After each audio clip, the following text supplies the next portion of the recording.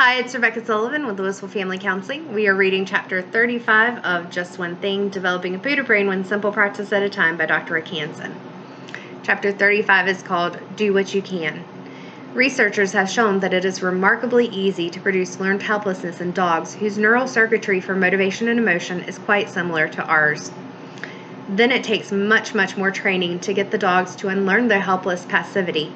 People are much the same. We too can easily be trained in learned helplessness, which can be tough to undo. Think about some of the ways you felt pushed around by external forces and how that's affected you. Learned helplessness fosters depression, anxiety, pessimism, low self-worth, and less effort towards goals. As a human being like any other, your biological vulnerability to learned helplessness makes it very important that you recognize where you do in fact have some power, and that you take the actions that are available to you, even if they must be only inside your head. How do we do this? Begin by considering a useful idea from Stephen Covey's book, The 7 Habits of Highly Effective People. Imagine a circle containing the things you have influence over, and another circle containing the things you're concerned about.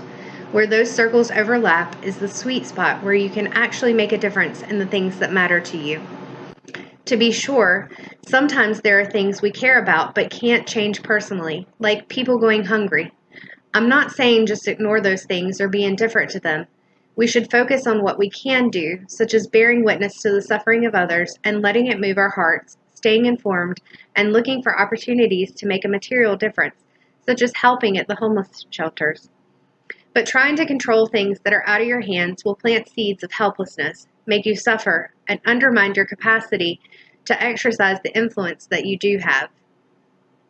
Ask yourself, how could I pull my time, money, energy, attention, or worry away from the stones that will never give blood or houses built on sand, and instead shift these resources to where they will actually make a difference?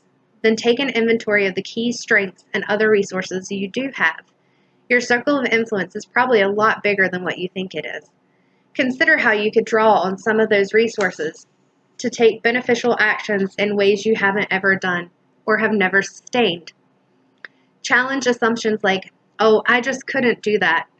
Are you sure? Bring to mind someone you know who is very self-confident, and then ask yourself, if I were that confident, what new things would I do? In particular, think about actions you could take inside your own mind. Compared to trying to change the world or your body, usually your mind is where you have the most influence, where the results are most enduring and consequential, and where you have the greatest opportunity for a sense of efficacy and change to undo feelings of helplessness. For example, how could you nudge your emotional reactions in a better direction over time, or develop more mindfulness or warm-heartedness? These are all well within your reach. When I don't know what to do about some difficulty, sometimes I think of a saying from a boy named Nikolas Johnson, who lived in South Africa. Like many children there, Nikolas was born with HIV, and he died when he was 12. Before that happened, he became a nationally known advocate for people with AIDS. His mantra, as he called it, always touches my heart. Do all you can with what you have, in the time you have, in the place where you are. That's all anyone can ever do. Thank you, and I'll see you again next week.